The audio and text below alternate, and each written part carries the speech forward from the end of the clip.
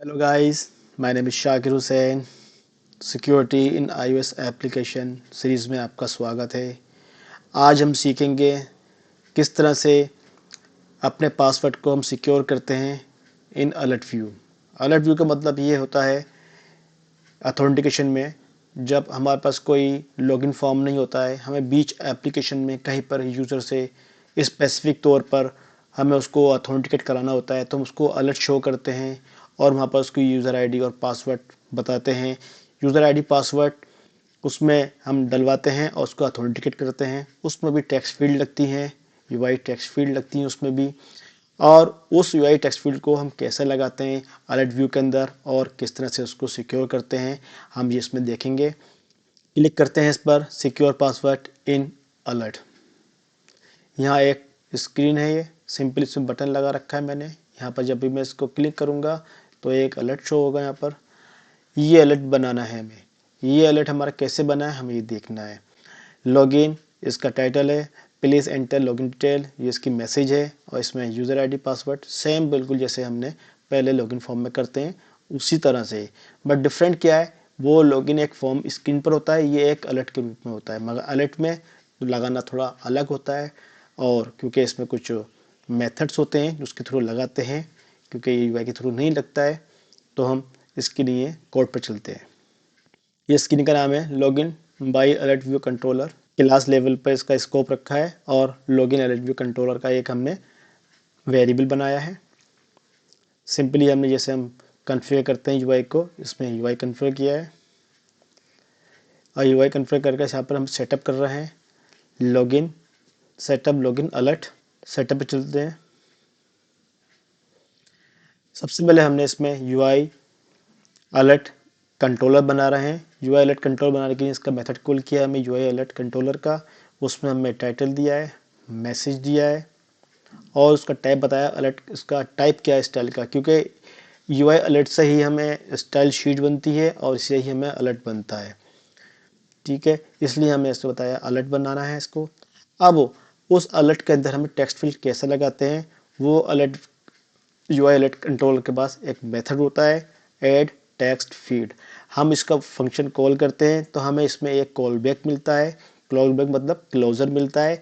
जो फंक्शन जो एडी जो टेक्स्ट फील्ड इसमें ऐड होती है वो इसके अंदर हमें रिटर्न हो जाती है।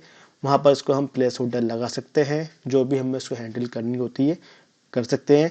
Text field UI text field इसमें वही चीज़ है जो से पहले सेम सिंपल होती है।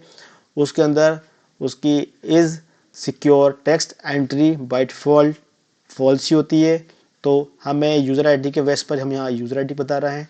पहला टेक्स्ट फील्ड हमारा यूज़र आईडी के लिए, तो हमने वापस को सिक्योर नहीं रखा है, उसको यूज़र आईडी शो होगी।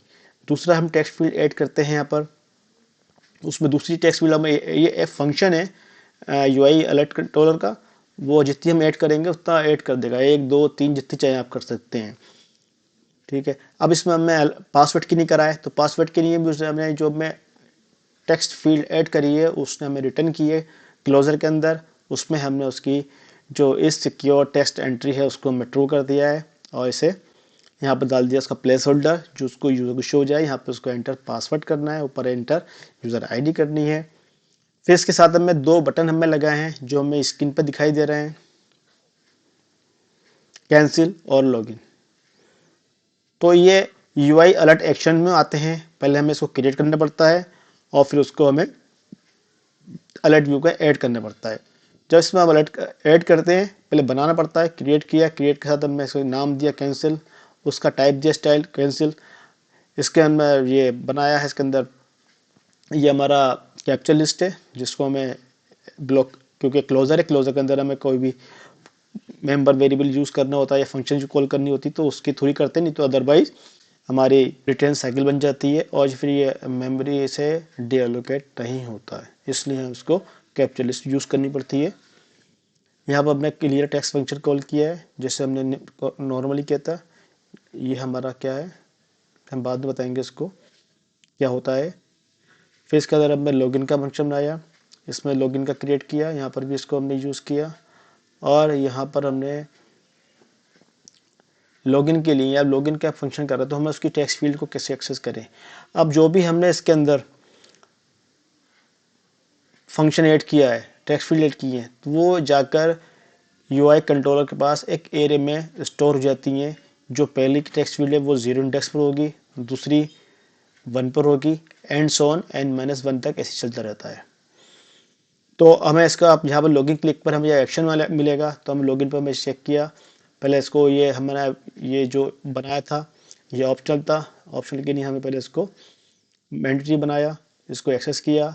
इसके बाद में हमने उसके जो टेक्स्ट फील्ड प्रॉपर्टी होती है, एक एरे होती है, वहाँ से हम 0 इंडेक्स का हमने उठाया। 0 इंडेक्स पर हमने पहले ऐड किया था यूज़र आईडी, फिर 1 इंडेक्स पर उठाया हमने टेक्स्ट फील्ड हमने जो पासवर्ड की है, फिर उससे हमें सिंपली उसके अंदर जो सिंपल टेक्स्ट फील्ड होता है उसको हमने टेक्स्ट यूज़ किया, और पासवर्ड के टेक्स्ट फील्ड के भी टेक्स्ट यूज़ किया, और हमने वैलिडेट लॉगिन को पास कर दिया।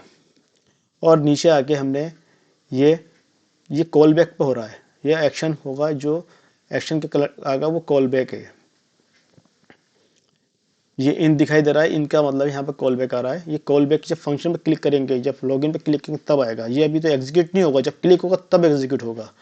ऐसे कैंसिल वाला भी तभी क्लिक हो जब कॉल होगा, जब ये क्लिक होगा कैंसिल पर, अदरवाइज नहीं होगा। अभी इसको हमने क्रिएट किया है।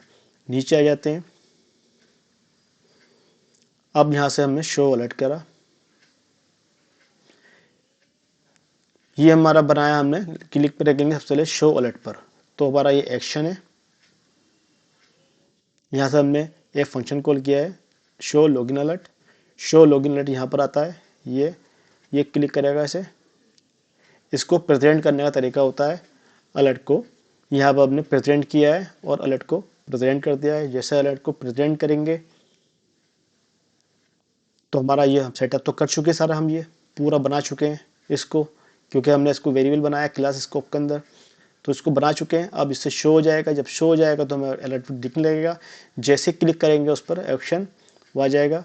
अब टेक्स्ट फील्ड क्लियर टेक्स्ट कैसे किया हमने, सिंपली जैसे हमने उसको एक्सेस करने के लिए हमें यूज़ किया था पासवर्ड, ऐसे ही उसको मैं एक्सेस करने के लिए टेक्स्ट फील्ड को एक्सेस करने के लिए हमें सिंपली ये गार्ड लेट का स्टेटमेंट के अंदर बनाया है, और 0 इंडेक्स का और 1 इंडेक्स का हमने लिया है इसको टेक्स्ट फील्ड को, और उसको हमने एम्प्टी स्ट्रिंग असाइन कर दी है, जिससे वो क्लियर हो जाएगा।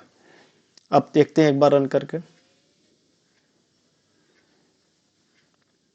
क्लिक करते हैं secure password in alert, login by alert, यहाँ आ गया। लॉग क्लियर करते हैं, फिर चेक करते हैं इसमें अभी हमने वैलिडेशन लगाया था क्या है, तो उसने बोला प्लीज़ एंटर। ये बाकी जो एरर आ रही हैं वो बाइट सिस्टम डिफ़ॉल्ट एरर है, ये इसमें iOS 17 में कुछ उनका बग है जिसकी वजह से ये फालतू की एरर दे रहा है। हमारा जो चीज़ है वो ये है, please enter correct ID and password. अभी कुछ नहीं है हमारा डाला, हम उस पर कुछ भी पास कर देंगे। आईडी डाल दी हमने, सपोज पासवर्ड डालेंगे तो ये दे देगा, हमें नीचे शो कर देगा यूज़र आईडी पासवर्ड। आपको मैं एक बार इसको लॉगिन पे क्लिक करके दिखाता हूँ कैसे कॉल बैक आता है यहाँ पर।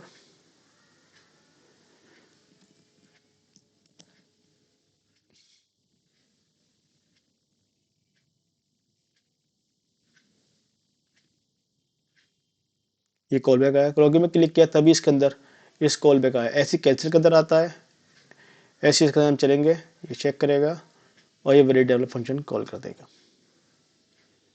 आई होप वीडियो समझ में आई होगी। वीडियो को लाइक ज़रूर करना, और अभी तक चैनल सब्सक्राइब नहीं किया प्लीज़ चैनल को सब्सक्राइब करना। अगर कोई क्वेरी हो तो कमेंट बॉक्स में ज़रूर डालना, और मैं इस कोड का लिंक इस वीडियो के डिस्क्रिप्शन में शेयर कर दूंगा।